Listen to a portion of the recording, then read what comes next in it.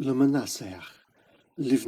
the worship leader of the sons of Korah, on soprano, a song. God is our refuge and strength, a very present help in trouble. Therefore we will not fear, though the earth quakes and the mountains slide into the heart of the sea, though the oceans roar and boil and the mountains quake at its swelling. Selah. There is a river whose streams make glad the city of God, the holy dwelling place of the Most High.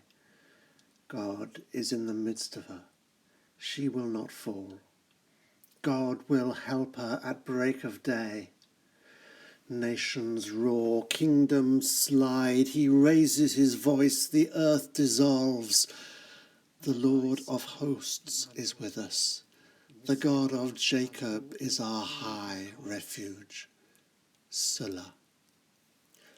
Come and see the works of the Lord, what desolations he has brought upon the earth.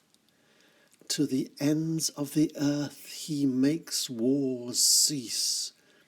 He breaks a bow, he snaps a spear in two, he burns shields in the fire.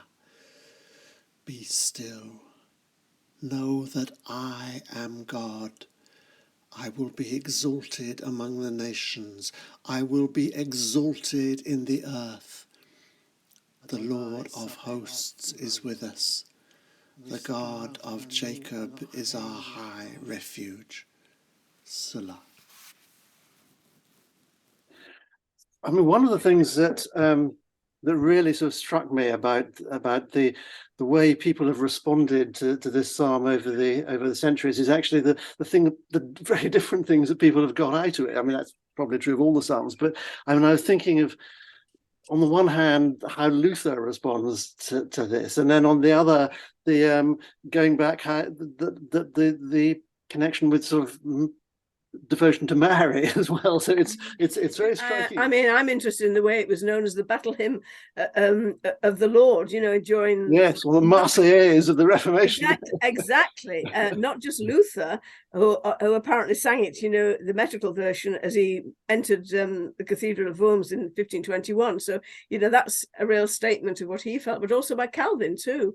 It was really used by the Protestants in terms of, you know, their sense of defending their faith against the Catholic foe in those days. So I think it is quite interesting. I mean, it was clearly written because at some point Jerusalem was being attacked and the people needed to feel God was protecting them against the foreign nations. But it suddenly becomes more spiritualized. It's about the church rather than just about the nations. So that's one trajectory, and that goes right through in terms of both our own tradition, Cromwell using it as well, and during the Protectorate and in the 17th century and so on.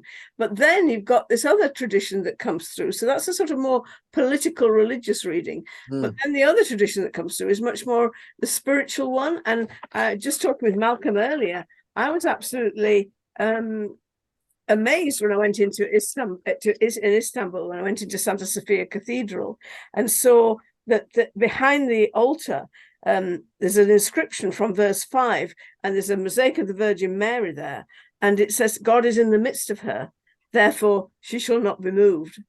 And that's such a different take. It made me really think about, you know, how this psalm is so rich in its multivalent readings. Leads us very nicely into Malcolm's poem. But before we get there, can I first just welcome you again and thank you for joining us for these conversations. And incidentally, if you like to join them more actively on the comment section, please do so.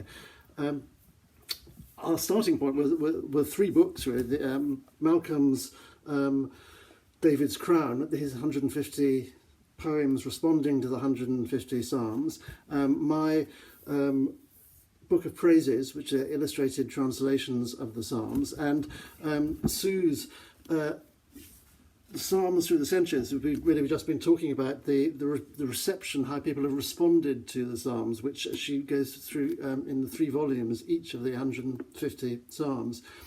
But I mean, we're talking about Psalm 46, and last time we were talking about Psalm 44. We've missed out Psalm 45, but that was really why, in a sense, your poem, Malcolm, begins with actually that reference to Mary in the yes, again, because the way I was writing these poems was in pairs and sometimes threes. I couldn't write the poem for Psalm 45 without figuring out what would be my both landing place and point of departure for Psalm 46. So I did look at that connection. And obviously there are very different ways that Sue has beautifully mapped out different traditions of reading these Psalms. But one of the earlier traditions, the pre-Reformation traditions of Psalm 45, was to look at this, King daughters were among the honorable women, at their right hand did stand the queen in a vesture of gold. And this was sort of, whether you want to say interpreted or co-opted, but it was used as a rich source of beautiful imagery in Marian hymnody. So it became one of the ways of contemplating how the promises of God that seem to run through the Psalms would be fulfilled through the obedience of Mary. And so it was used as a sort of hymn of praise for her. And then therefore that gave a possibility of having her there at the beginning of the Psalm 46, which, if you like, speaks precisely into that thing. I haven't been to Istanbul, though I hope to go there this summer. I haven't seen that altarpiece. So there's that. But I didn't want to make that exclusive. I mean, I suppose when I write about Mary in the Psalms, I do so very consciously with the sense that she is the archetype of every Christian, that she is the one who hears and receives within herself the word of God, lets it dwell richly and brings forth that word as Christ to the world. And although we don't do that literally in the same way that she did, every Christian individually, and also the church, is precisely the one of whom it can be said that God is in her midst. And so Mary, for me, it wasn't so much, as it were, distract our attention from God to Mary, which I was accused of doing in some of the comments when I posted my Psalm 45 thing. But on the contrary, to use the beautiful sort of open, fecund, fruitful imagery of Mary as a way of helping us to think about what it might mean for us personally, to say that our God is our hope and strength, that he is in the midst of us and that we won't be moved, So we've got something clearer and more, because that's the other thing. I mean, I'm fascinated by Sue's account of how the different generations over these thousands of years have drawn different things from the Psalms. And there obviously are historical and political and if you like, sectarian moves there.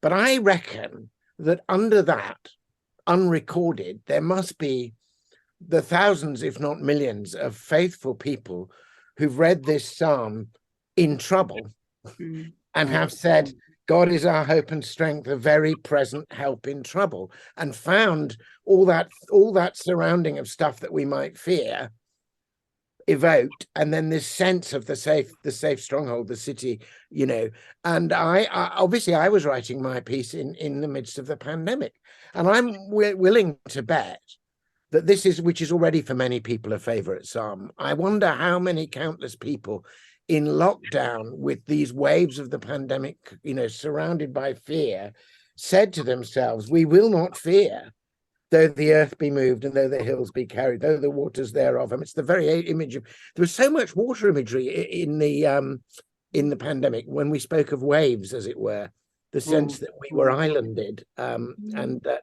I'm sure this psalm spoke deeply into that situation as well for many people. Yes. I mean, sorry, carry on. Oh, well, I'm just saying that was obviously the thing that I really focused in on this, because there's this kind of, I mean, the two readings aren't exclusive, really, are they? Because what makes us, how we can sort of stand up against all these things is, as you say, the interior thing. And so it's that sort of stream of living water, which, oh, yes, I love that, the rivers that make glad the city of God, Yes. Which Justin comments on that somewhere really beautifully, about the spirit within us. Yes. And of course, there isn't a literal river in Jerusalem. So it is for them sort of metaphorical. I mean, that they're finding. And I mean, for me, this is actually a question, instance of a found picture, if you like, because it's like a sort of found. And I know you have a found poem from one of C.S. Lewis's pieces, but there's a Fra Angelica, Piero della Francesca's Nativity has in the background just a beautiful little bit of landscape, just almost a few inches, which I've always thought is a picture on its own right, and that's kind of what I kind of lifted out because I mean that is that sort of sense of the interior river, is very much at the centre of this psalm, isn't it? So very much so. What were you going to say, Sue, earlier about? I was thinking about COVID and right. what you were saying about composing it during the pandemic, and thinking about how the three stages developed during the psalm. You know, you first of all have this much more global cosmic sense of the earth and the mountains. The earth keeps coming up four times in the psalm. We're very conscious of the earth in different dimensions, but you've got the first three verses are very much about the sort of cosmic global dimensions, and that reminds you very much about the global sort of sense of COVID. And then the next one is about the nations in uproar. Okay, that may be about battle and so on, but it also, we certainly knew it during COVID, each of us had each nation had its own sort of dilemma to, you know, and way of coping with COVID. And then the last bit, which I think is why so many people did use it, is you have this sort of age of peace, this sense of everything being brought together, you know, making war cease and break and so on. Be still and know that I am God. I'm exalted among the nations. It reminds me a little bit of Psalm 29 when you have the storm god, and suddenly in the heart of the eye of the storm, you have God sort of, you know, being exalted. Of course, that be still and know that I'm God has found its way into song and into. I think of, you know, the you know, that chorus that came out partly out of the charismatic word, be still for the presence of the Lord. Yes. And the extraordinary thing, I mean, whereas, you know, some psalms, I will defeat the enemy. Here, it's war that's being defeated, isn't it? I mean, it's wonderful. He breaketh the bow, and I love that. I use Coverdale, so it's just I particularly like that word nappeth. It's very unanticipated word that he breaketh the bow and nappeth the spear in sunder, you know, and burneth the chariots in the fire. Yes, it's really new. I was hoping to get that into the poem, but of course I've only got 15 lines and it was a whole other theme. So I really wanted to concentrate. So I kind of regretfully left that to one side, that particular verse. Well, perhaps this would be a good time to have the poem as you've. Yeah. So I put the Latin titles that are in the Coverdale in there, partly just because you get words that you wouldn't otherwise get. So Deus Noster Refugium, the sense of the refuge, is wonderful. So here's what I wrote. The her here is referring back to the psalm about Mary in the opening line. Through her, our Saviour came, love's revelation, for God was in the midst of her. And now we too are called in every generation to find in him our hope and strength. Although the busy world around us falls apart and all our towering schemes have been laid low, now is the time to take his truth to heart and to be glad within the holy place that he himself has made in us, to start each day with him, abiding in his grace as he abides with us, to know his peace, to turn towards his light and seek his face, to let his loving spirit find release and flow through us into this weary world, that wrongs may be redressed and wars may cease.